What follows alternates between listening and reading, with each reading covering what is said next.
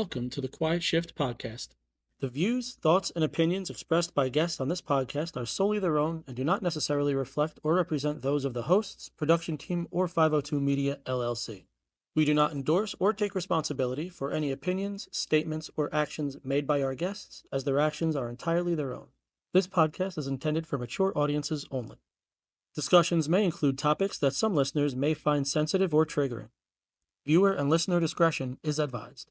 The Quiet Shift Podcast and 502 Media LLC do not accept any liability for the statements made by guests or for any actions taken by listeners based on the content of this podcast. The Quiet Shift Podcast is a registered trademark of 502 Media LLC, all rights reserved. Any unauthorized use, reproduction, or distribution of this content without the expressed written permission of 502 Media LLC is strictly prohibited. Thank you for listening, and welcome to the Quiet Shift Podcast.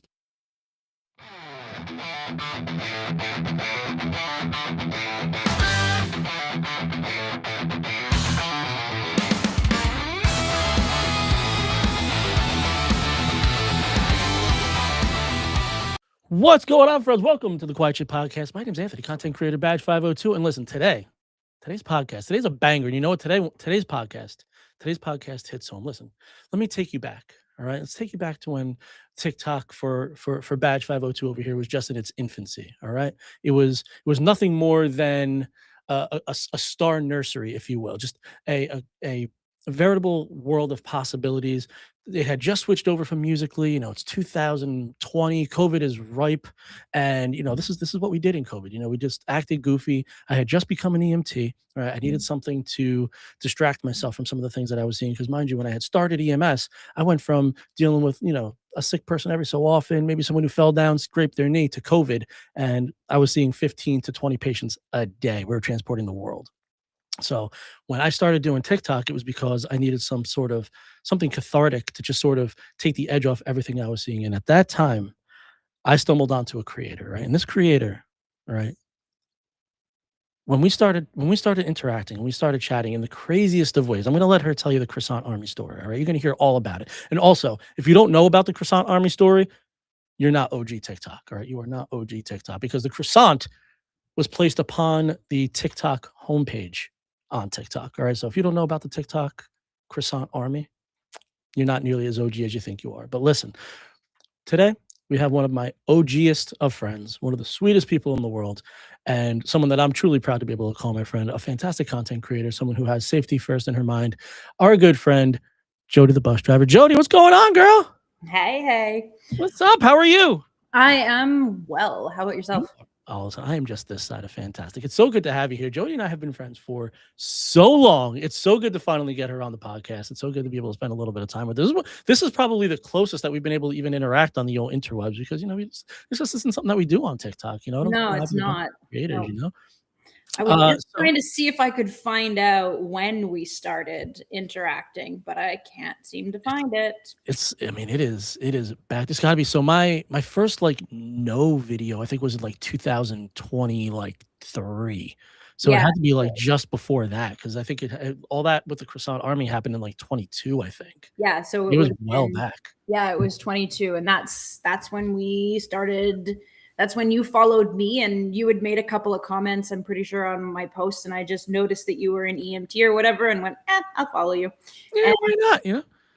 I wish I tried to scroll up our conversation, but apparently new phone doesn't have the old conversation, because I swear when I followed you back, you were like, oh, this is so cool, or something. Oh, no, I was. 100%. Yeah, you were blown away that I followed you back, because at that point I had a lot more followers than you, and now that role has reversed. It is an absolute ride the past couple years, and for both of us, we've had so many crazy things happen just over the course of our lives the past just couple years. Yeah. But Jodi and I started interacting aggressively, if you will, during what could only be described as the largest land war in TikTok history. All right. So I'm gonna have Jodi tell you this, because I got to be honest with you. You guys aren't here to listen to me. All right. So I'm gonna toss it over to Jodi. Jodi, why don't you give them an idea of what this Croissant Army actually is? Well, I wasn't part of the Croissant Army. No, you were part of the resistance. Yes, I was part of the Zalord's Guard, so our emoji was the pizza. Uh, it started as a joke, from my understanding, on Sleepy's account, and Mhm. slowly went over the entire internet, or TikTok, not the entire internet, to the point of where, as you said, TikTok's account had 3 croissants in the top of it by Mhm. towards the end of it, which was hilarious. So crazy. It was on Fox News. It made it Fox Yeah. News. It was Yeah, it crazy. made so myself and Sleepy, like Sleepy would have been the OG for that, and then I would have come in shortly afterwards. I was one of the first creators to start getting my people to fire back at him. And then the larger creators, like even larger creators, came in at this point. If I recall correctly, yours was an ice cream cone. It was the ice cream army reigning supreme with both people that cared about it. Yeah, and that's when you followed me, and then you had follow you back, and it well, since then we've been mutuals, and now I would consider you a friend as well. So it's been a fun journey.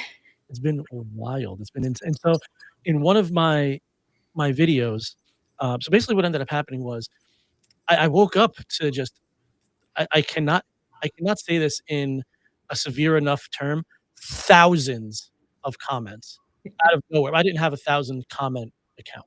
That's not something I had. And I think you said you followed me, you said like 12,000 followers, right? It was early, early. Yeah, it was before you had started your no videos. It's nutty. It was so nutty. And Yeah. when when I looked at my account, it was just all croissants. Every comment was a croissant. I'm like, "What Yes. the hell is going on here?" I had no idea. I had no Yeah. idea what was going on. I didn't know who Sleepy was. I didn't know any of these guys. And I come to find out what happened, how he started this croissant army, and how he was like, "Yeah, just some guy commented on his page once, one croissant every couple days." And he was like, "Why do you comment croissants on my page?" I was like, "I don't know, man. I'm an EMT and I like bread." That was it. And then he just started commenting on everybody's page. It was just blowing up. And it just became such an internet take by storm that, and then one day, someone commented a pizza slice. And the video I made was just like, I put the comment above and I was just like, what, what is this? And I dug a little bit deeper and I learned about it. And I'm like, oh, this girl content's awesome. She's fantastic. I ended up Um, making, and I was trying, that's what I was trying to find. I ended up making a list of all the creators that were involved and everyone's emoji that was attached to them. the emoji Because war. Sleepy at the time, we like I became friends with Sleepy like probably days or weeks before I became like friends with you on TikTok. Mhm. And it was sorry, I just got distracted. My brain just shut down. Squirrel. Squirrel. Yeah, ADHD medication is running out, so yeah, that would make sense. It's squirrel time. Um, so I made a big list of everyone, and I shared that with Sleepy, and yeah, that was a lot of fun. The emoji wars, It really was. and I know why we know why Sleepy chose the croissants. Mhm. I chose the pizza because I'm a huge Dresden Files fan. So that's Jim Oh, Butcher's books, urban fantasy with Harry yeah. Dresden. I'm Harry Dresden. And they have the Zalord's Guard, which is Mhm. run by a fairy, effectively, and they like love pizza. So I was like, you know what, I'll go with pizza. Yeah. And then call it Zalord's Guard because I love the book so much. So I know you're supposed to be asking the question, but I need to know, why did you choose ice cream? Was Because there a reason? so I go, we need in the video I made, I was like, pizza's good, pizza's delicious. I was like, but I want something messy. I want something sloppy. I want something that's gonna get all over your hands every time you feed it in your face. I'm like, what's gonna be messier than pizza? An ice cream cone. And we went in. I'm like, I want you slapping these ice cream cones on everybody's face. You know what? Like both people did. Nobody cared. It They're was like, it was really fun to watch the internet come, because we get to see the best and the worst as content creators, right? We get to see the absolute horrific people that are out there, but we also get to see the joy and the fun that can come with the whole internet coming together for something as stupid as emojis. It was crazy. And it was a lot of fun to watch that and be part of that. Mhm. And not only be part of that, but be part of like the OG of that. Mhm. Yeah, it was a lot of fun. That was a while ago, though. Those were the good old days, back when we were just wee lad and lassies. Yeah, when we were just little. Well, I actually met a bunch. I still consider myself a small content creator. Like I'm not like 150,000 followers is, yeah, people go, oh, but that's compared, like you almost have 1 million now, right? Like, I mean, yeah, but I mean, you know. so I'm a small content creator, right? If I had like 10,000, I wouldn't even say I'm a content creator. But no, I mean, listen, that is 100% nothing to shake a stick at. There's people begging for $1.50. I'll tell you that for free.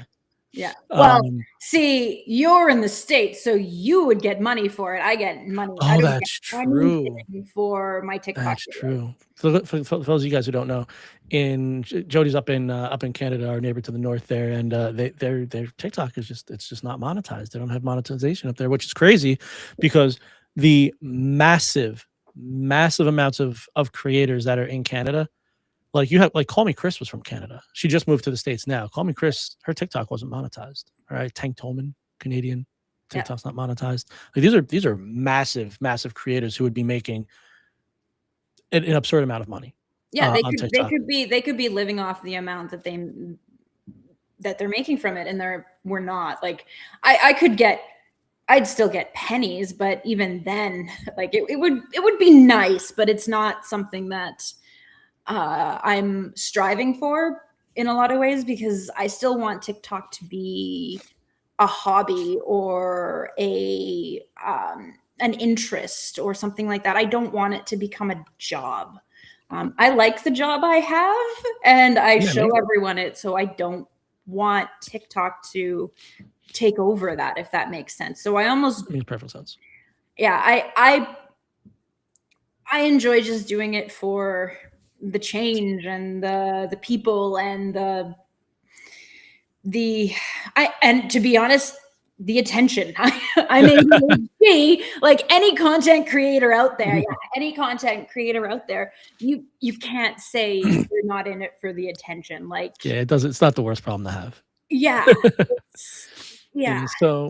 So we've adapted the moniker Jodi the bus driver, because currently, of course, you are in fact a bus driver. But let's extrapolate this back a little bit. All right, let's get into the cosmic microwave background, if you will, of this. There you go. I dropped a little nerd knowledge on y'all. All right, yeah. I listen to Neil deGrasse Tyson. Okay, I know about the cosmic microwave. All right, so we take it back just a little bit. So you weren't always driving the bus, right? Before that, you had a totally separate career, right? Before content creation, before driving the bus. Why don't you tell us how this whole story started? So I actually went to university for biology and science and psychology with concurrent education is what it's called in Ontario. So I was also doing it to teach. Well, I did a bunch of years there, and then my parents were originally from Manitoba, which is where I live now. We had moved to Ontario because of the nuclear lab that my mom worked for, moved her to a different site. So we moved out to Ontario. They were going to move back, and I was in university, and I went, but I don't want to be left here alone. So I came back to Manitoba as well. And the goal was to go back into school and finish my university. However, when I got here, there was a job. There was 4 or 5 positions opening up at the same place that my mom worked, this nuclear research facility, and it was for a lab tech, and that's my schooling did have that involved in it. So I was like, well, there's no harm in applying. I can apply, and I applied, and I got that job, and I ended up monitoring and measuring levels of gamma radiation in samples for 6 years, and doing all the science that's related with that. It sounds really, really, like, oh, wow, nuclear stuff. Yeah, I watched 45-gallon drums rotate on a platform for an hour, and then I did some math on them. That's way more responsibility on the nuclear forum than I will be ever privy to. So don't be shaking sticks. I can't do that for sure. The facility here in Manitoba is decommissioning, so that means that they're bringing it back to a green space. So the reason we had everything that left site, you had to make sure was not radioactive. So that was reasonable. Yeah, it's reasonable. So that was my job, is to put these 45-gallon drums filled with everything that's from there. So we had floor tiles. Some of them were like sealed with tape because they were asbestos floor tiles. We had glassware, wiring, nuts and bolts, like a whole bunch of other stuff. Some of those needed different, like they couldn't be 45-gallon drums, but like you stuck it in a 45-gallon drum, put it in front of a detector, and then I looked for radiation in that. And then just stuck a pinky finger and it gave it a taste. Yeah, just, like just lick everything. That's how you know when you start glowing green, oh, okay. That's it. So that job, I loved the work. It was so interesting. It wasn't anywhere near what I went to school for. Like, it's not biology and psychology or teaching. And they had said, oh, well, we'll pay for your university if you want to continue. I'm like, oh, that's awesome. And then once I got hired, they're like, oh yeah, but it has to be in physics. I'm like, you gonna pay me more? They're like, no. I'm like, well, then I'm good. So I worked there for 6 years, and it just wasn't the right place for me. So I ended up with the decision at that point, I was with my husband. We were just married, maybe. And yeah, we were just married. And we ended up making the decision that I was going to leave there. It just wasn't good for our family. It wasn't good for me. And ever since, it's one of the best decisions I've made, next to starting bus driving during the pandemic. There was some jobs in between there because I quit in like 2016, and then I started driving in 2020. So there was some other work in there, but then during the pandemic, I was bored. I do have my own business, and I've had that for 15 years now. I'm a dog trainer as well. My business is called 15 years. That's awesome.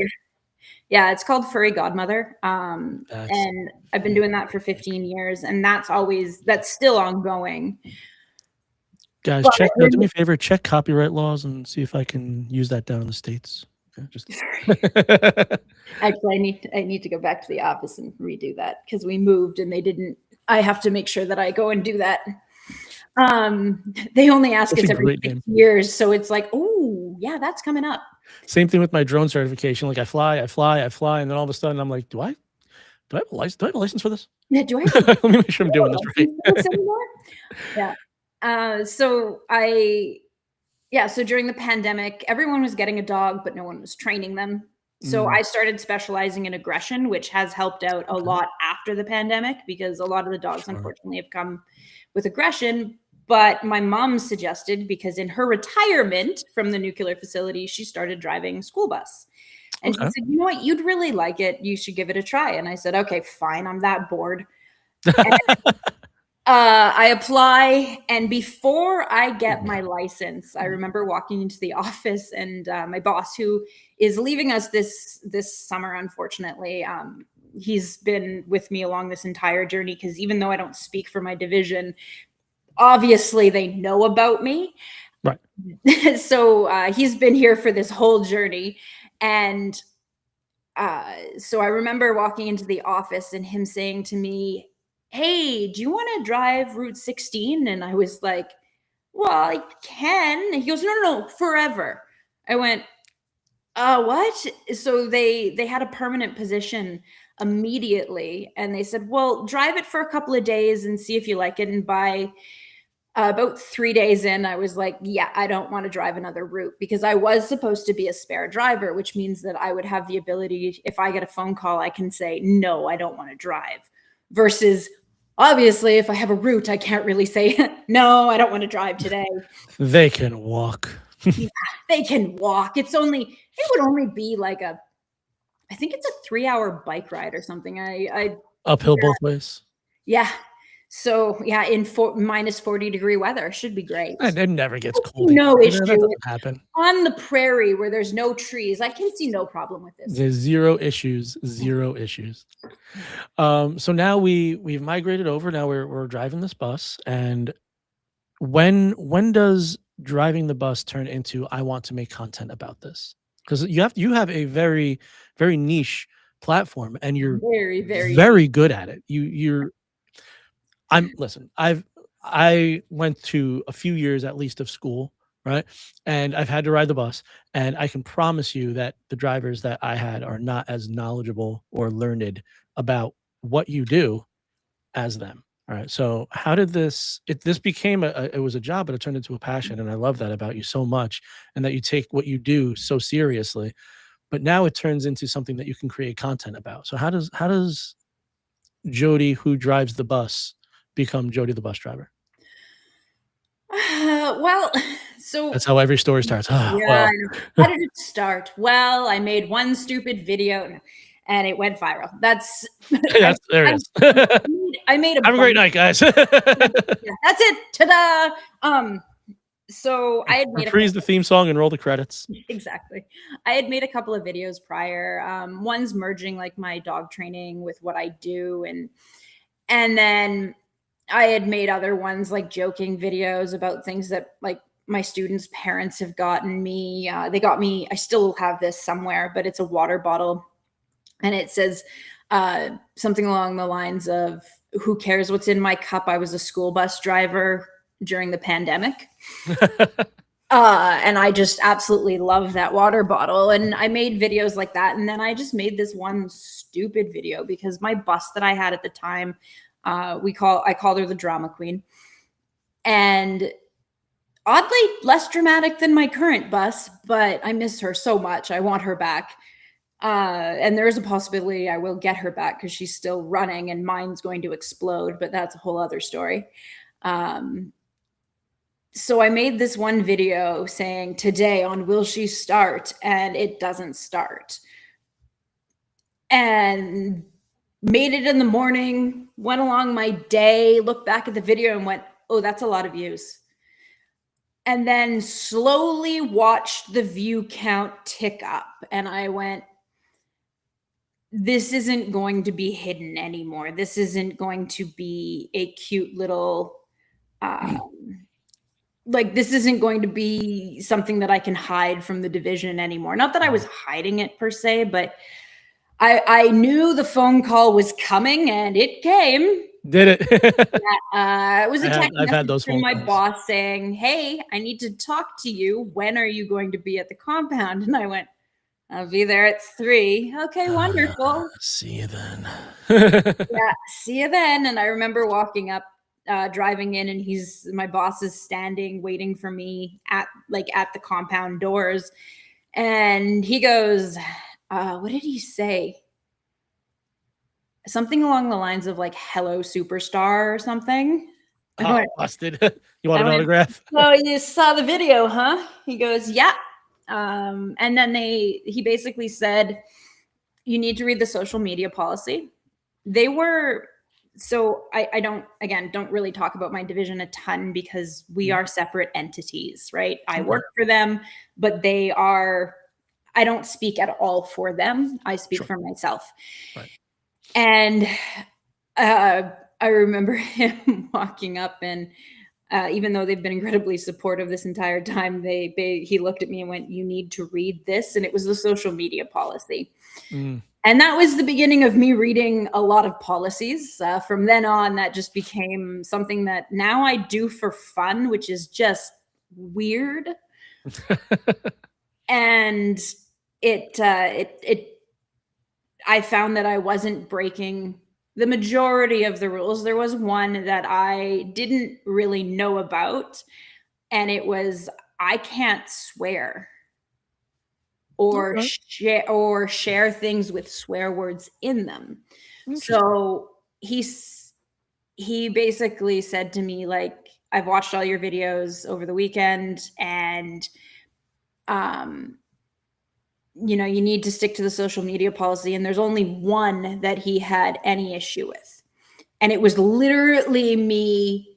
There at that time, there was a video going like, it's child pickup time. Where are you at? Or something like that. And I was sitting on like a couch or something, and I stood up going F, F, F, F, F, F, F out the door, and then running to my bus, and then into the bus, and then going, because it was pickup time for the kids, right? As a Sure. joke. That was the only video that they had issue with. Okay. And that was totally, I was like, okay, I get to take that one down. And that was perfectly fine with me. Nice. That seemed reasonable, and it was technically against the social media policy that was in existence prior to me having this account. So it's not like they made this up for me to take it Right. down. They weren't like picking on you or anything. They were just saying No, you skirted a lot of them, but this one you hit. So yeah, that one, yeah. The social media policy is very easy to follow, in my opinion. nice. Yours is not tough. Well, initially I ended up getting called. Well, let me rephrase. I didn't get called to the mayor's office. I was summoned to the mayor's office, but refused to go. I'm like, I don't care. I'm like, I'm not doing that. They're like, you need to do this, you need to do this, you need to do this, you need to do this. And I was like, let me see your social media policy. And there was not one. And they're like, well, we want you to take this down. We want you to take this down. We want you to take this down. And I was like, hi, this is the Constitution. I have a First Amendment right to say whatever I want. So I'm not going to do that because you don't have a policy in place. I'm not coming up to the office. And my captain was amazing. I'm like, I respect what they're saying. I won't use the facility. I won't use the ambulance. I won't use any of the stuff. This is their stuff. I'm not trying to be a jerk. I'm like, that's the one thing I'm not trying to do. I'm not trying to be a jerk about any of this. But I'm not taking my stuff down because there's nothing scandalous, you Yeah. know?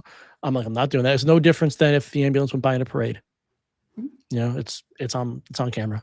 What are you worried about? There's nothing. You're fine. Your right to Um, privacy yeah, and then is at that point, I'm kind of just out the like, window yeah, with both of our exactly. jobs, right? Yeah. Like, And so then at that point, I was like, I hear him. I'm like, I don't want them to have a problem with anything I'm doing.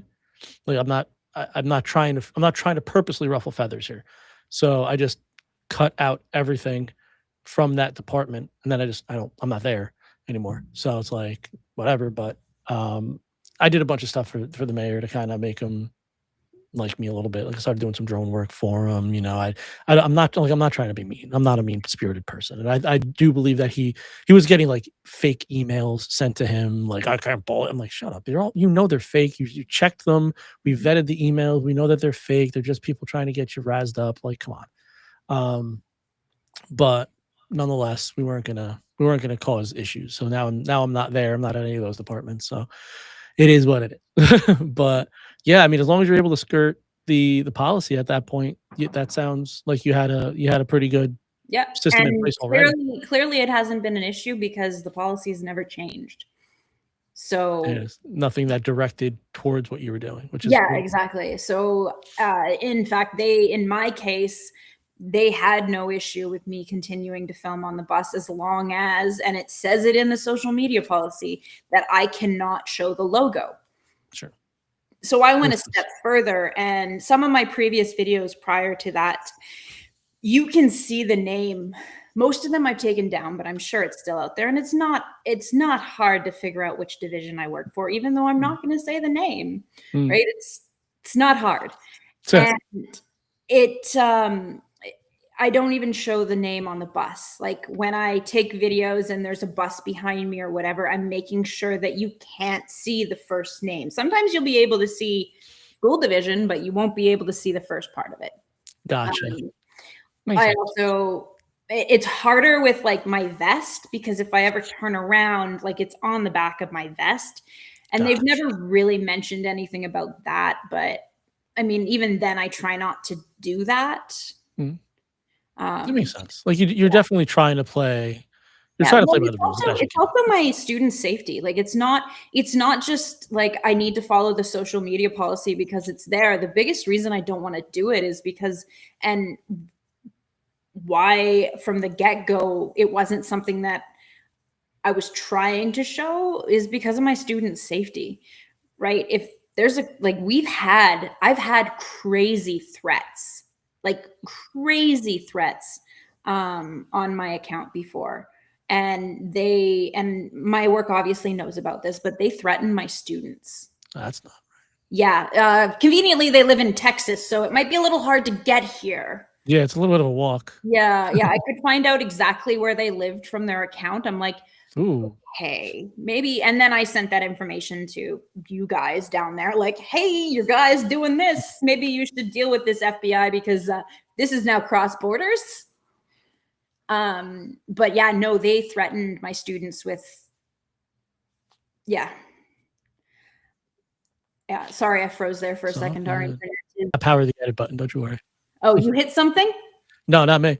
Okay. No, Uh, my it'll internet come post time. I have power of the edit button, so don't worry about it. Oh, okay. Anyway, Um, so yeah, so he's down in Texas, or they're down in Texas, yeah, and they're and causing a bit of a ruckus. yeah, so, like, the big thing with me is, like, my safety of my students is key. Absolutely. That's been from day 1. I don't ever want to put my students in a position where they're going to be unsafe, and that's not only on the internet, but that's also, like, everyday driving, and that has kind of spurred on a lot of where I'm going now with this, right? I'm Yeah. working with my provincial government to change laws. How We crazy is that? Yeah, I never thought that I would be this person that changing laws. I got to share the front page of our newspaper with Donald Trump, which was just hilarious That's in my wild. opinion. Um, That's like, wild. yeah, I never thought that this would be something that I'd be doing, and now I'm changing laws, and the big one right now, and everyone's talking like, "Oh, we is the seatbelts in school buses." Seatbelts. Yeah, and there's a lot of sides to it. I really don't feel like getting into it because I Mhm. do it all the Yeah, all day long, I in bet you, man. time. And but that's just one aspect of what we're trying to change, right? There's other little tiny things like I don't want it doesn't make sense for school buses to stop at railroad crossings in the prairies when it's a controlled intersection. So if they have the gates or the flashing lights or technically a stop sign, that's a controlled railroaded intersection. It doesn't make sense to stop. In fact, it's more could be more dangerous, and I know that very, very well because I was hit by a drunk driver at a railroad crossing in Ay. yeah, with my bus full of students. Oh my god. Yeah. I didn't realize that you were loaded at that point. Oh, yeah, I was fully loaded at that time. It was all of my students were on board. We had Jesus. just picked up from the elementary school. That was a hit from behind, I think, right? Yeah, I it was a hit remember. from I remember you sent me behind. the picture. Yeah. Yeah, that was Oh, that's scary. yeah, and that was considered that's considered a minor crash. The bus was fine. It was The bus took a licking. yeah, no, it was just a tiny dent in the bumper, and the mechanics were looking at it going, "Ah, we have an extra one in the graveyard. We'll just throw on a new one." But Meanwhile, the guy in the car flies over the top of the bus. yeah, well, we're lucky that he was in a truck. Okay. Because had he not been in a truck, we would have had a decapitated person behind us, That would've been a right? bad day. Like, That's a bad day. yeah, Nobody wants that. and Which is sort of where our Venn diagram kinda crosses is in that safety area because we've had multiple yeah. conversations about what are the black lines about, right? We've had how many times have we had that conversation with people online, right? And, just the overall safety, and I've been in your comments where people will just scream at the top of their internet fingers about stuff that they don't know about, stuff that their opinion thinks carries water. Yeah. And it's really interesting to watch you come at it with fact and knowledge. You know, it's just that's good. It kind of goes back to what I hearkened to earlier that you take what you do very seriously and it means something to you. And that's not common in a lot of jobs.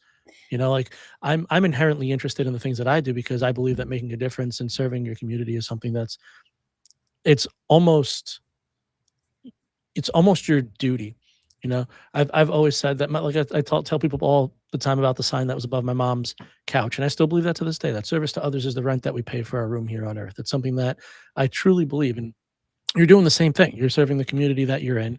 You're taking care of the people that are around you, and you're taking care of them while they're in your custody. They're people you have 30, 40 families that are trusting you with their livelihood, their child, like their child.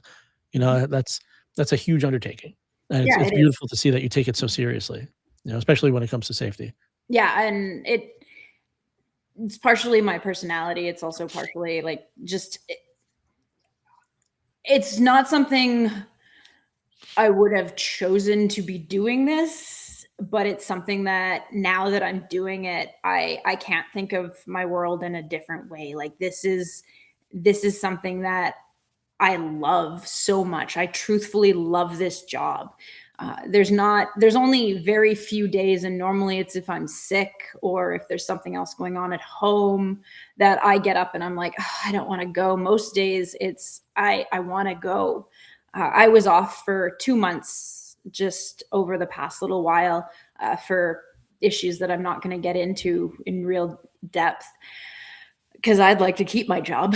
And during that time, it did come up because of my mental health a lot of like, am I going to go back to this job?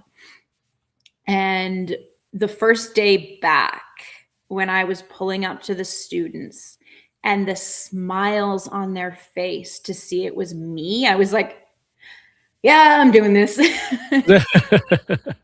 All right. Just when I thought I was out, they pulled me back in. Yeah, exactly. I've said this to my students a bunch. I don't do this job because I need to.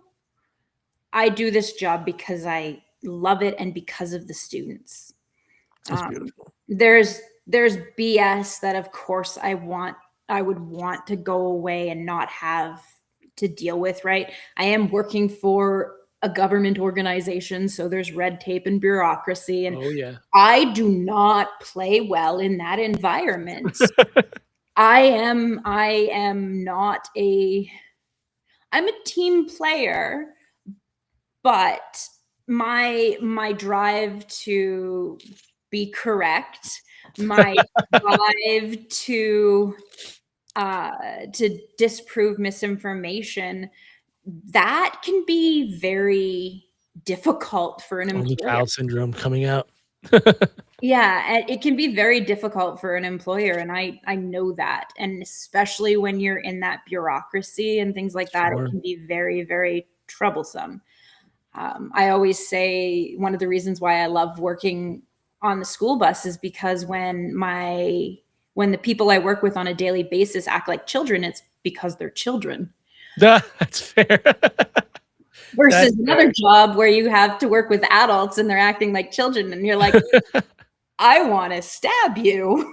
that's Not that's really, fair. FYI. I I love that. That's actually really funny. I never really thought of it like that. That's funny. Mhm. And So you it's you had amazing mentioned how much more patience I have for the students compared to adults. Like it is they don't know better. sickeningly more. You could you they have built-in grace because they're youth and they are young and they don't know any better, but Mhm. you guys know better. Well, they should. So, you had mentioned briefly, of course, about working with the provincial government and working to change laws or modify laws, and these laws are all, for the most part, safety related, right? Everything everything comes back to safety. Mhm. There is very few that I don't know of much that doesn't inevitably come back to safety. So any changes that you make on a school bus are going to be for some safety reason. There's a conversation for for a good reason in my case, but we don't have air conditioning in school buses, right? So if True. that Yep. conversation comes up, well, it's just the comfort. It's just the comfort. No, it's not. It's also safety. And don't get me wrong, that is not a journey that I am jumping on to push for, because there's a lot of other safety concerns that need to be dealt with before air conditioning. Sure. But it kind of shows you, right? Like air conditioning, oh, that's just a pleasant thing.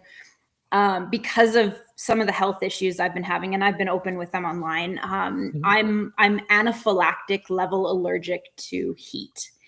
Okay. And I am not allowed to be in temperatures above 23 degrees Celsius. So that is around 76 degrees Fahrenheit. About 76 freedom units. Yeah, about 76 freedom units.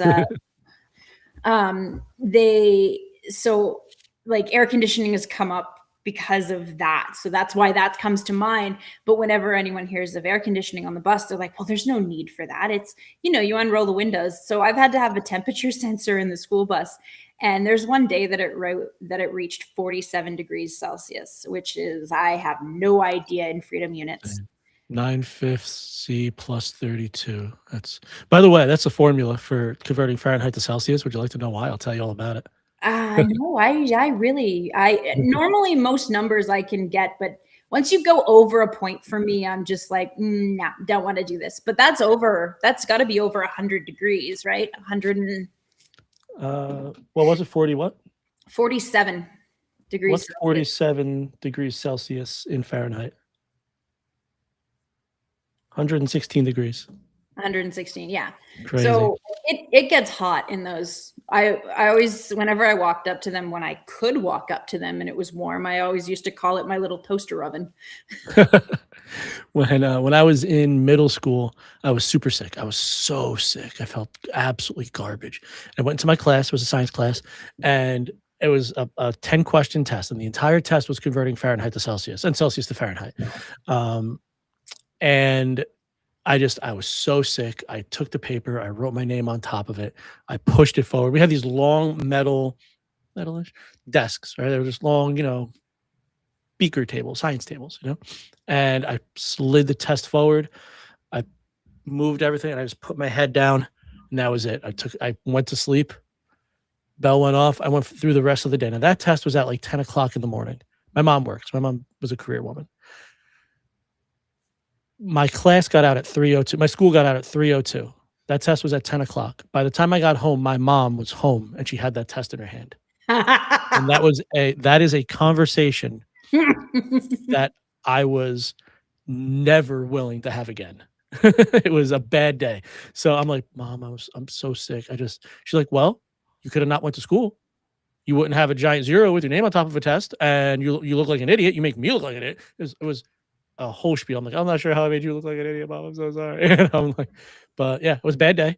And listen, I can convert Fahrenheit to Celsius and back like an absolute champion. That test, by the way, was on the bulletin board until I graduated middle school.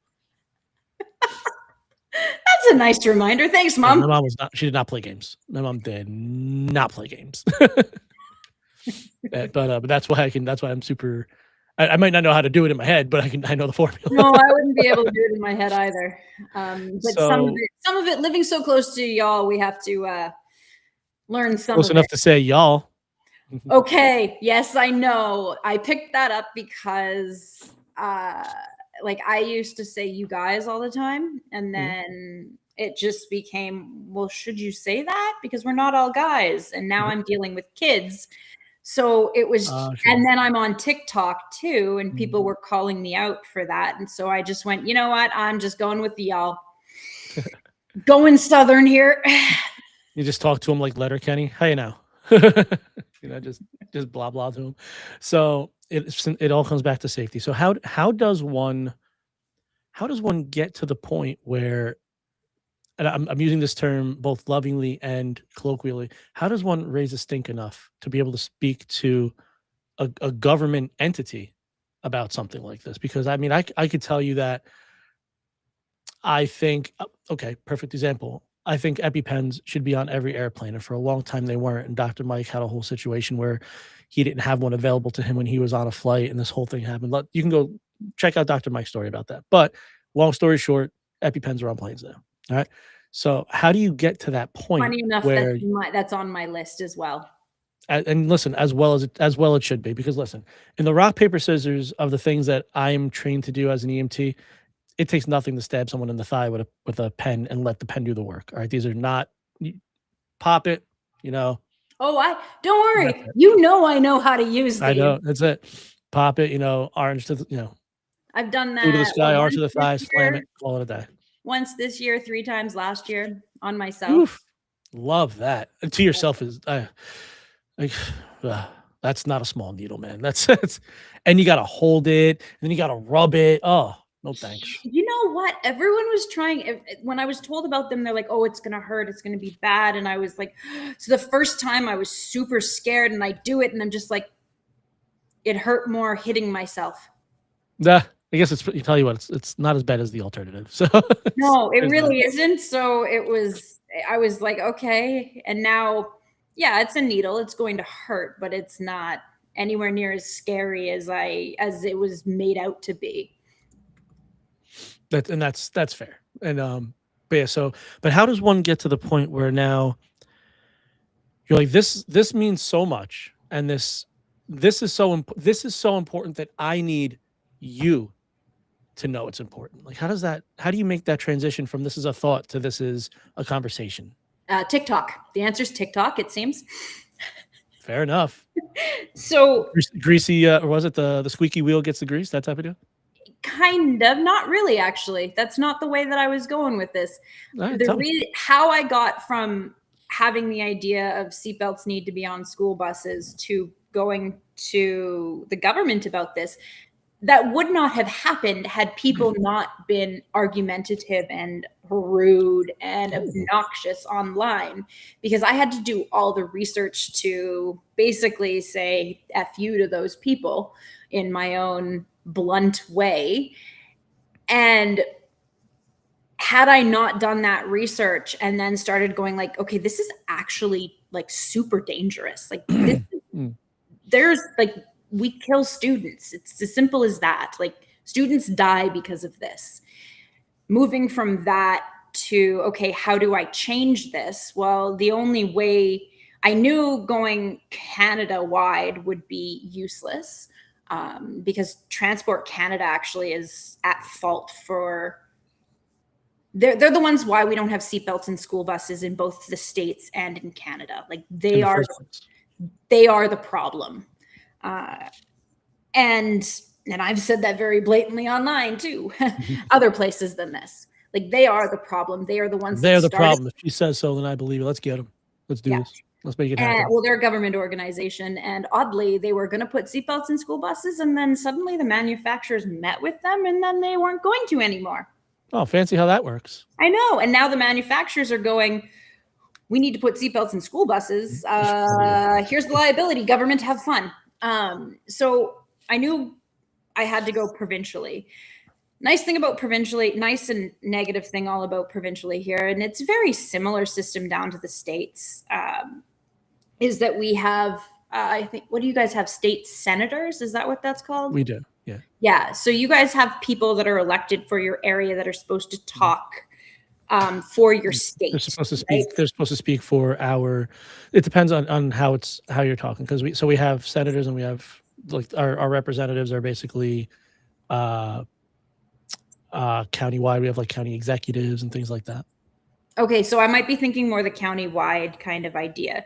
So we have MLAs, which don't ask me what that stands for. Members of legislative assembly, I think is what it is. I'm here for it. I won't be able to tell you anything different. Yeah, I know. That's exactly what it is. No, I don't quote me on that. But they're our government for our province. So they're the ones that are going to make provincial laws, just the same way that you have people down there making state laws. And the one that happens to be elected in our area, they are conservative. So that would be y'all's Republican, I think. Yeah, yep, right-leaning. He actually was a school teacher. I've worked with him in like Tim Hortons drive-through when I used to work at Oh Tim my. Hortons for a bit. Like, he's known me since I was a baby. Like, we live in a small area. So when I reached out to him, I basically said, I want a meeting with you. We sat down and I gave him my whole list of everything I wanted to change. And he said, okay, give me 5, but give me your top 1. And I said, well, seatbelts is my top 1, but here's a list of 5. And he said, okay, well, we're going to look into these and we're going to start the process.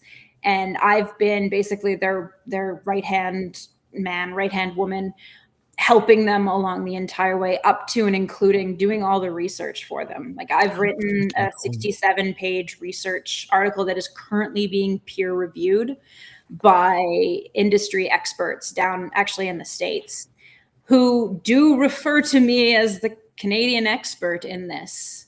There you go. I mean, listen, I would have a hard time finding somebody who is as knowledgeable and who it means more to.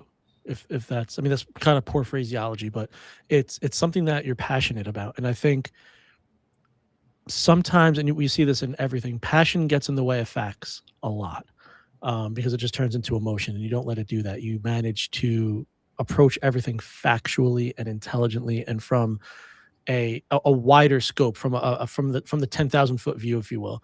And it's really cool to be able to see that, because I see it in your content. Like, it shows that you're not doing. You have people that are going to do whatever they want. And they're going to do it for clicks, and they're going to do it for clout, and they're going to do it for money, and then blah, blah, blah, blah. You can tell in your content that that's not what it's about. Sometimes it's about humor, but sometimes it's about, this is something that needs to get done, and that's really cool. And you're making differences. You're creating the waves you're creating the proper waves. You know, you're not just going out and screaming into the void. You know, you're putting it in the right people's ear, which is freaking cool.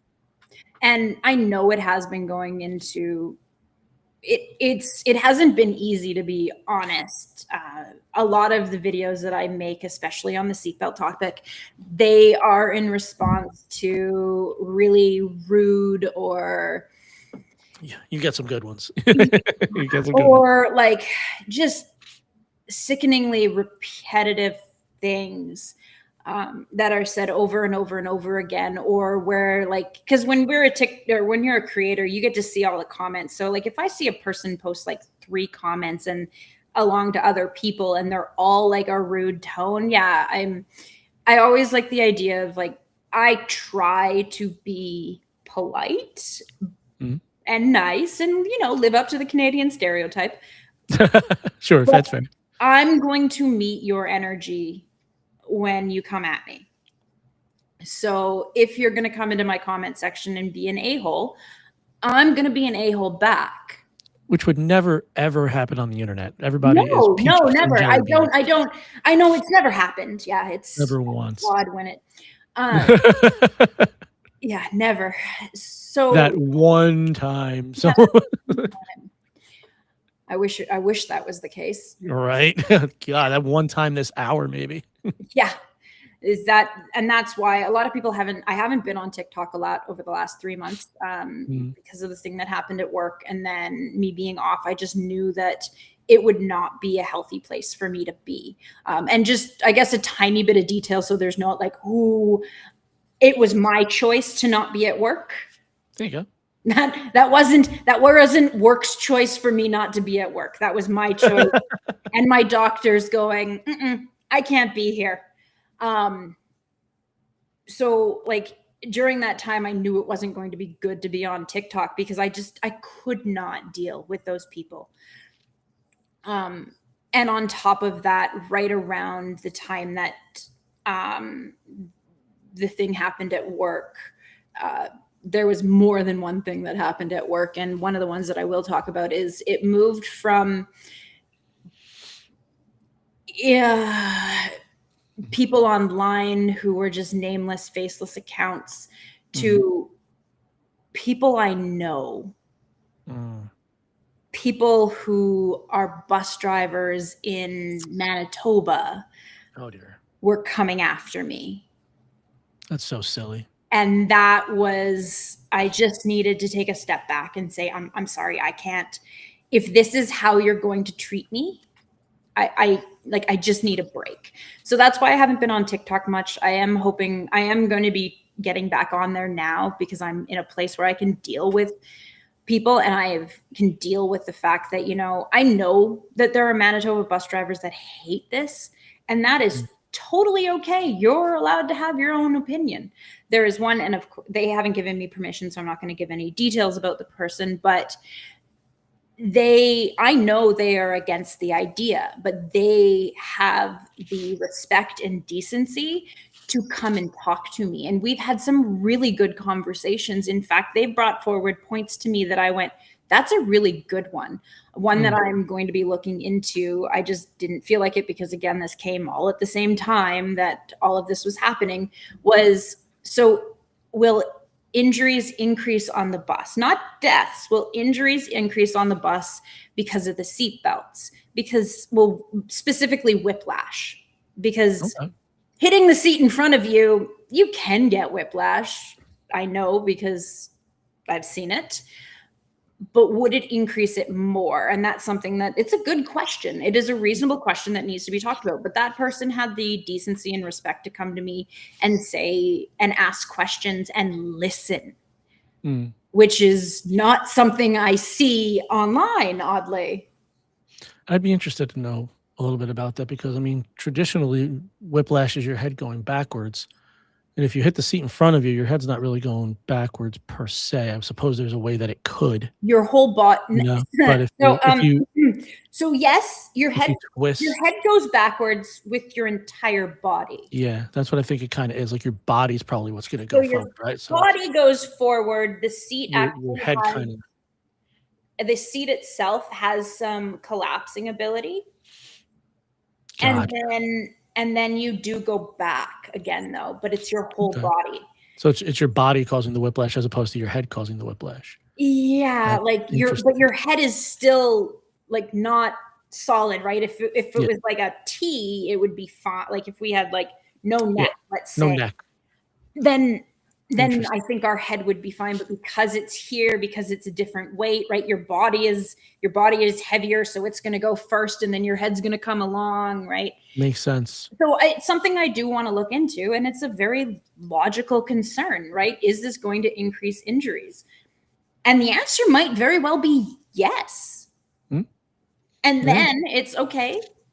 What kind of seatbelts would be the most ideal? Because these are obviously, I'm picturing traditional bench seats, right? So would these be like harnessed, or would these be lap belts? So these are 3-point belts. Would be 3-point. Lap belts are stupidly dangerous. They are. I would co-sign that. Yeah. I don't even like getting on roller coasters, by the way, that are just lap belts. I don't, and that's obviously tested and safe and blah, blah, blah. Well, I know why. I know why, because of the research I've done. So, because that's come up of like, if roller coasters only need a lap belt, why can't school buses just use a lap belt? The lap belts in roller coasters are actually just to keep people seated. They're not to protect you. I mean, there's one of my favorite coasters is Nitro, and it's just, there's no loops. It's just big ups and downs, twists and stuff, but there's no upside downs because it's there's no harness. I'll get on any roller coaster. I love coasters, but if there's not a harness that goes over my shoulders, I feel very, for lack of a better word, floppy. I don't like it. I just don't like the feeling. In those cases, the science has been done and the calculations have been done that your body will stay in that coaster little area. The seatbelt is just there to stop you from doing stupid things like standing up. Like standing. I was going to say like standing up during it. Yeah, that's the only purpose of those. Like those bars that go across your lap, same thing. It's not to keep you in. Or like injuring an accident. Yeah. It's to make sure you don't do something stupid. Yeah, no, I hear that loud and clear. Yeah. And so this would be a 3-point harness. So it would come over your shoulders, connect to the belt across, and you'd be secured into the seat.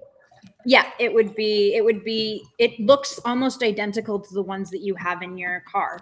The button is exactly the same. The belt material, like everything is the same. The only difference is that there is a lot more adjustability to them than your typical one in the car, right? The one in the car, it comes down. That's how big it is. This one will have on whichever shoulder, depending on where you're sitting. It has the safeguard ones have a little yellow thing about yay big that just moves up and down so that you put that, I believe it. Now, don't quote me on this because this I haven't done research on, but all the pictures that I've seen, it's just above the shoulder. And that way, if you're taller, it can be up here. If you're a kindergarten, it can be lower. And That makes sense. yeah, and that'll cover a huge range of kids, like a huge range of kids. The only ones that it doesn't cover is the super small and the super large. The super large can get like if they're tall, if they're tall, that's where it starts getting a little bit harder because the seats are only a certain height, and now that the connection point is below them, that is going to be an issue. If you're a larger person, then there is extensions that can come with the bus as well. And super small students, people keep on forgetting this, but compartmentalization doesn't work for children. It's either under 40 pounds or 50 pounds. So if your kid is under that weight and they're in a seat and they're like, oh, your kid is safe in a seat because of compartmentalization, no, they're not. And most kindergartens are on the cusp of actually, like junior kindergartners for sure are not going to reach that, but kindergartners, there are a lot of kids that come on the bus and it's like, you technically should be in a 4-point harness on the bus. Yeah, should be in a seat. Yeah. Nah, I hear it. That's wild. Oh, so much to worry about. That's it. And that's just one aspect of it. I'm not sure if you use my logo in any of your promotional things, but that's kind of one of the reasons why, like, the octopus is an ongoing thing that I have on the bus. It's our emotional support octopus. But then when I was choosing a logo for my platform, the octopus just seemed logical because it has 8 arms and it's a whole bunch of stuff going all at once. And that's what bus driving is. A lot of people will think, well, it's just bus driving. It's an easy job.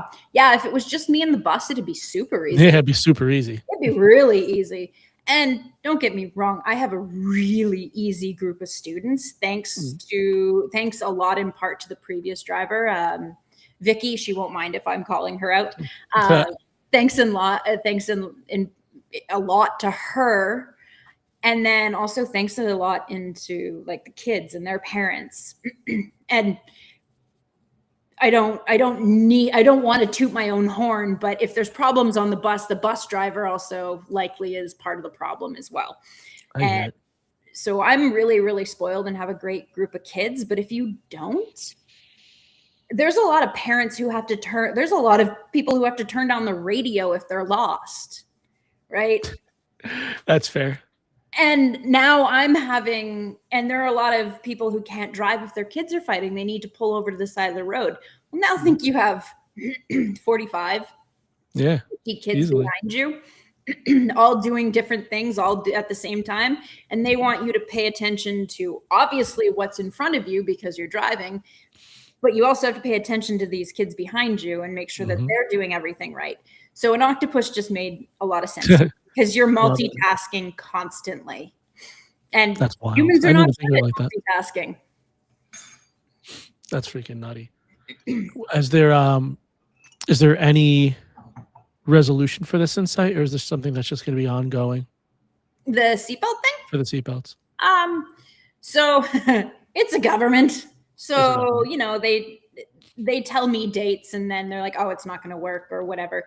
So the way that I understand it and the way that I'm allowed to say, I don't know anything that I'm not supposed to right now, is that, or I don't know anything I'm not supposed to share right now is a better way of putting that. The way that it works is I think they have to go and do a second reading. So we've done the first reading of the bills because these 2 of my things went through bills, like read in front of the legislation. And then I think they have to go to a second reading and then they have to do, basically it's not a town hall. They have another term for it, but it's a town hall where you're allowed to come in and you're allowed to state your point and whatnot. And they're obviously going to want me to go and talk because I'm one of the biggest, like I'm the support. I'm supporting this for sure. For sure. I'm the one that basically caused this. So Oops. that'll Pardon be, my strategy. yeah, that'll be in the future. I do have some EMTs and police officers and other people who want to join and just be there, which is really, really nice because it just, you guys, you know what happens to people without seatbelts, right? You know what happens to people when they get thrown out of the bus. So this bill came forward, and so politic wise, because unfortunately have to politic if you're doing anything to do with the government. Our government is NDP, which is not far left leaning, but it's left leaning. It's farther than I think your Democrats. So they are the ones in power right now. And I've never hidden that I'm a left leaning person. So a lot of what they believe has more of what I believe. Well, our person in our area is right leaning. He's conservative. So they're not in power right now. So they're the opposition. So we are actually coming up against a lot of politics, and it's just, it makes me want to bang my head against a wall. So this bill came out, and I had reached out immediately once they had read the bill to the Honorable Wab Kinew, who is our premier of our province, and a bunch of his ministers. So the transportation minister, the education minister, I think the finance minister as well. And the education minister, actually, I met with their team, which I didn't meet with the minister, but I met with her. I believe it's her team. And that conversation went really, really well. They actually had even like the pupil transport person who isn't technically part of the government, but he's in a government organization. Anyway, people upon people. That meeting went wonderfully. But when I reached out to the transportation minister, I actually got an email them saying, no, we can't meet with you. I'm like, okay. They're like, oh, we don't have time. I'm like, okay, fine. What are you doing? Well, whatever. I was like, okay, whatever. Then within a month, we had a school bus crash here. Yeah.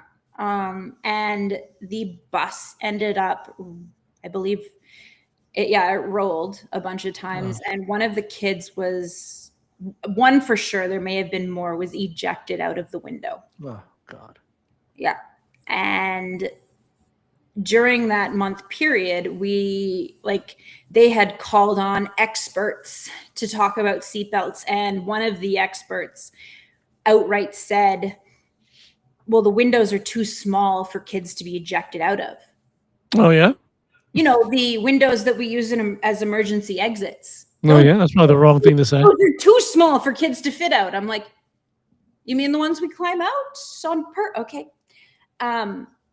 So that had been said, and then all of a sudden this bus crash happens in Manitoba, and this child is ejected out. That child actually, and I do not reply to a lot of my message requests to begin with, but I especially don't respond to message requests from children. They are the first child that I actually responded back to, because they said, I saw your video. I was the child that was ejected out. I was like, oh my gosh. So that was the only time I replied back, basically saying, I'm really sorry you went through this. If you or your community need anything, I've reached out to your chief already. If they need anything, please contact me. I'm more than happy to be a voice in whatever you need. That was all that I said, because again, I don't want to create relationships like that on TikTok with children. That's just icky and wrong. Yeah, it's a bad move. Yeah.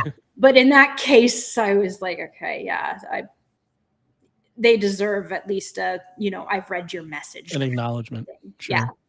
Yeah. So that accident came, and then all of a sudden that day at 3:00, I get an email from the transportation minister's office saying, oh, we found time. Oh, let's talk. We should have a conversation. Yeah. And that was just like Sorry, I don't have time. yeah. So suddenly they had time for me. Fucking nutty. And Yeah. this all because one day you decided you wanted to just make some content and just be Yeah. goofy Because and one just day I wanted to take make a a load off. What a because during beautiful. the pandemic, like you said, we were bored. Yeah, I mean, I got into content creation really because once I started, because like I was saying, I saw like little Johnny with the skin knee and like the occasional grandma who was having some difficulty breathing or fall victim. Like I was not seeing crazy cases. I'm in a smaller community, it's a suburb. Like I'm not in any stretch of the imagination in a high volume trauma ridden EMS area. It's just not where I'm at. Are And you in an area when you walk outside you hear banjo music? Is that kind of where no, no, far from banjo music. I'm okay. the place where I'm an EMT. I'm sandwiched between a few cities, Okay. but um, the area that I provide service in is not by any stretch of the imagination a big city. It's very townshipy, very suburban, very chill. Mhm. Um, and it went from seeing little Johnny with the skin knee to seeing 20 people a day who cannot breathe and are blue. And it was a lot. It was a Mhm. lot. The first COVID case I ever went on, I looked like in ET when they went to that special research facility and everybody was wearing the giant Tyvek suits and the Yep. giant respirators. I have pictures of it. It's crazy. I looked like a legitimate. I looked like I was gonna go into the mines. Mhm. It was bad, and that's how we had to dress, and that's just what it was. Rip it off, go to the next one, throw another Tyvek suit on, rip it off, throw another suit on, and that's just rinse and repeat. Um, I went through countless respirator cups. It was crazy. And that takes a mental toll on you because it's quite literally not what you signed up for because it's not what you were No. expecting. Yeah, no, Um, it's and you're mind you, I'm in a volunteer agency. So I'm just constantly on the go. And I was like, you know what? I need something to take the edge off of this. And I saw people being goofy on the internet. It looked fun. I was like, I could be goofy. I could be stupid. And I just started making goofy content. And that's just what helped take the edge off. And if somebody else liked it, that was cool, but um, I was doing it for me, and I still do. I do it because it's a blast. This is a side project for me that I'm very blessed does pretty okay. But I say it all the time. If it stops being fun, I'll burn it to the ground. I'm not going to use this as a stressor. yeah, exactly. And I think that's something that any new content creator needs to know. I know you have a question for me, but Yeah, we'll just kind of merge into that. yeah, dynamite segue. That I was know, well thank you. played.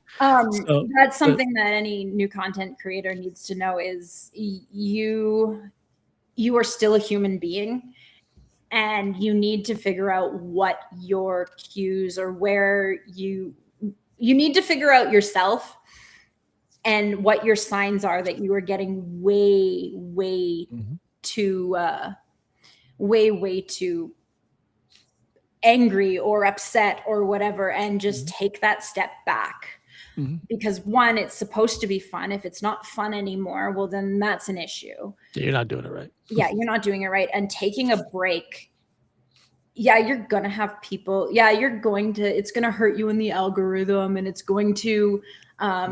it's going to potentially piss people off. And there are legitimately going to be people who are worried about you and reach out and they're like, hey, haven't seen you in a while. Are you alive? Yeah. Oh yeah. Which that is nice to see. That's humanity. But Mhm. you're also gonna have the other people that like they just don't understand. Yeah. Um, so any new content creator, you need to be able to step back and be like, I need a break and be True. okay with taking those breaks. 100%. Because if 100% you true. and realizing little cues in yourself while you're filming videos or while you're doing something, especially for like content like mine, you don't do a lot of replies to comments. So Yeah. yeah, when you're replying to other people's comments, it is a different kind of world. And that's kind of where you wanted to make funny videos. That's kind of where I started, but I'm always educational. Like that's always been something in my background. I went to university for it, as I said, and I love teaching people and I love sharing knowledge. So my account very quickly became knowledge driven, which involved replying to a lot of people's questions. And for me, it gets to the point where I have to look at how I'm responding to the comments and how emotionally tolling those comments are, and figuring out my little warning signs that I need to go, okay, I need a break from this. Otherwise, it's just it'll affect your home life. It'll affect your health. It'll affect everything in your life. And this is supposed to be a fun little thing that you're doing on the side. So any content creator starting out, take breaks, be okay with taking breaks, and learn what your signs are that you need those breaks. True. It's 100% true. If you can give the world, and this is something I usually close out with, if you can give the world a little bit of insight as to, especially if they're starting to become creators, or if they're stuck in that, like what I always call like the 200 Run for the club. hills. Oh wait, no, that's not it. Just tucking it. What kind of advice would you give any of the up and coming creators that are, maybe they're just trying to learn the craft, or if maybe they're afraid to make content, maybe they are making content and it's not doing well? What kind of sage advice do you have for these up and coming rascals, these rink rats? That's the first one, the take breaks, and then the other sage advice. Oh, and it can't be run for the hills. I mean, that's a fair one. Tucking on, baby. Oh gosh. But they're already doing that. They're already tucking. They're already running. Yeah, make them not do that. You're going to get to see the absolute worst of people, and you're also going to be able to see the absolute best of people. You need to, and mine are going to be mostly mental health related, because that's something that's really important to me. But it's not I can give you a ton of tips about how to get more views, but the keys for me is the mental health aspect from it. So you're going to be able to see the absolute best of humanity, the people that are going to reach out to you when you're away for a couple of days, or, watching the emoji wars where the whole internet came together and laughed, and so cool. Other trends that come up that you just get to like have fun with. But you're also going to see the absolute worst of humanity. And the problem with human beings is that there's a 10-to-1 rule. So for every one bad thing, we need 10 good things to outweigh it. And that ratio will not happen ever on a social media platform. So if you're a content creator, you are going to, well, most of the time it's not going to happen. You're going to have to remember that horrible comment, it may have an emotional toll on you, but you have to pay attention to the ones that are not neutral, because there's a ton of neutral comments and people that you'll get all the time. But find those positives and concentrate on those people, the people that make you laugh, or the comments that make you laugh, or the comments that make you go like, wow, finally someone's understanding. Concentrate on those, because you'll never find that 10-to-1 ratio. You're going to constantly be bogged down by horrific people online. And it is draining. And that is something that would be my advice, is just concentrate on those positives that you get and find a way to deal with the negatives. For some of us, it's completely ignore it. Sometimes I do like stupid dance videos to songs. That used to be something that I did, and that was kind of like a funny FU to those people. Another way that I deal with it is I throw facts at them. I'm not mean, but I'm not polite, and I just throw facts at them, and I am blunt and do not hold back on, basically, without saying you have no brain, I say the facts. So find your ways that you can deal with those negative comments, but also be aware that, like, watch for those positives, and sometimes take an effort to be like, that's a really cool comment, I want to share it with the world. And remember to do that as well, especially if you're a content creator that's replying to comments a lot of the time. Comments can be very tough to deal with. Yes, that's probably one of the harder parts of this. It really is. It's as I said, like I've had threats on my students' lives. I've had threats on my life. I've had threats on my job.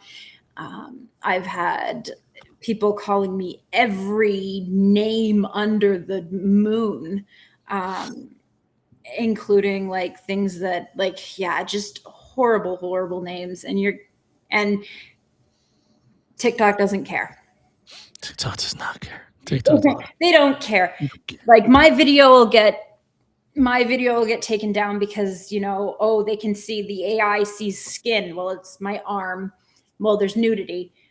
And they take that down immediately. And yet someone can call me.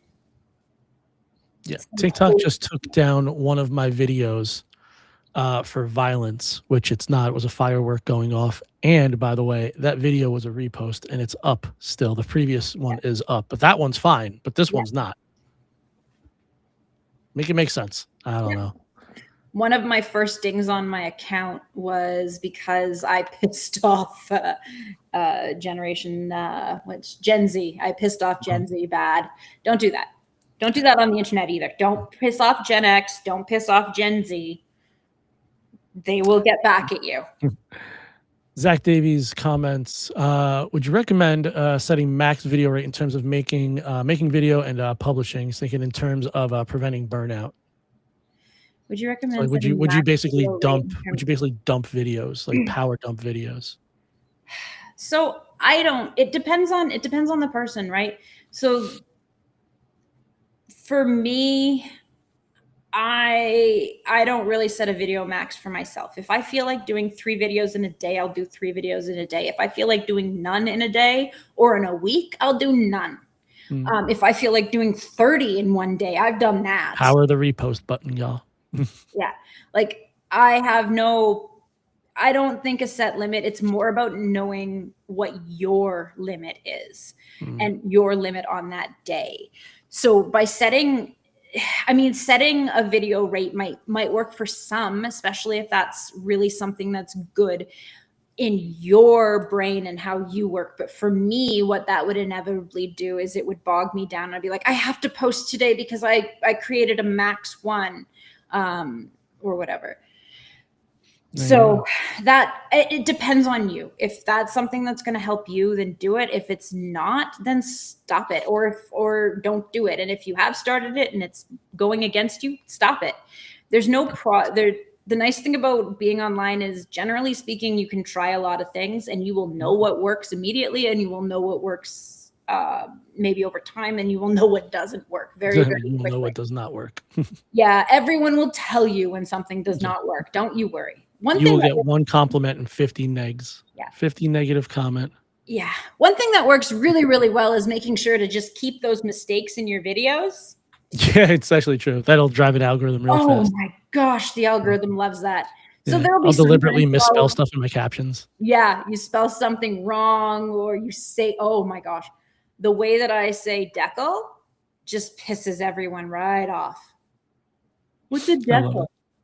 You mean decal? Yeah, it's up on the window. It's up on the window. You mean decal? Yeah. It's like sage. That's sage advice. That's pro moves. Yeah. So those are ways to get more views. I mean, you are in a lot of ways rage farming in a kind of way, but not you're the one that's dealing with the rage. It's kind of opposite, right? You know, okay, if I say, oh, look at my decal on my car, I know that everyone's going to go insane about that. Yeah, right. Or seatbelts, right? A lot of my videos is that we're going to put seatbelts in school buses. I know I'm rage baiting. I know what kind of comments I'm going to get. I'm coming for you. Exactly. I love that so much. Yeah, it's I mean, those are great ways to get more views. But views are great. Yeah, I mean, we're content creators. We like attention. Some of my favorite negative comments are still always going to be you're just doing this for attention. Oh, you figured it out. You figured it out. No way. For attention? This is, I didn't know. Thank you for making this clear. Someone said, I posted a thing where it was like, what is the insult me or make an insult, but I won't realize that I'm insulted for like 3 days. right? And someone made a comment. They're like, "Yo, you're just comment farming. You're just engagement farming. You're just doing this for engagement." I was like, I I create content Yeah, online. you're just doing Everything this I for do is for engagement. engagement. Everything I do is for engagement. Oh my god. Yes, you are. It's like, You, yes, you are you correct. got it. You got it. You You nailed it. got it. Thanks for You yeah. figured it out. Someone online today said, like, man, I need to figure out the art of repurposing clips, putting other information into it, and posting it to try to make money. I was like, you sure do. Wow, you do. Yeah, it works Figured great. it out. It's wonderful. Oh my god. Yeah, it's like, yeah, that's exactly like. But the thing is that we're entertainers, right? People also Yeah. never they always. Sometimes it feels, and I don't know if dance monkey is a term that is appropriate, but I can't remember. Anyway, it's almost sometimes like they're like dance monkey, like just Yeah. dance for me. Dance for Do me. what- Dance for me. Yeah, do what you like. Yep. Like, do this 100%. for me because I'm here and you're supposed to entertain me. Yeah. And 100%. it's like, I'm human. If you want someone that'll do whatever you want, AI apparently is really good at that. So go play with the robot. Do it. Jodi, where can everybody find you? Where can everyone find me? Hidden in my bed most days. Oh, that sounds glorious. I hope I see my bed one day. Yeah. Well, you have a new baby, so no. Yeah. I can hear her stomping around upstairs.